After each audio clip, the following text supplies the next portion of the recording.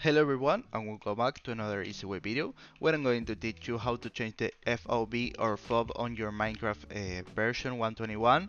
So this can be very useful when you are mining, for example, to see more on your screen, or when you are doing PvP because, well, it shows more stuff on your screen.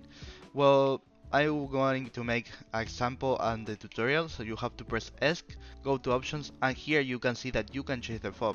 You can make it shorter and larger. So as you can see now, I see more on my screen. This is very useful, and if I make the different option slowing the bar down, I have less information on my screen.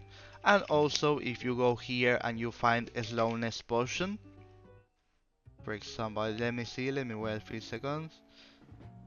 For example, this one, I can throw it to myself. Wait a few seconds, I'm very confused. And you throw it to yourself.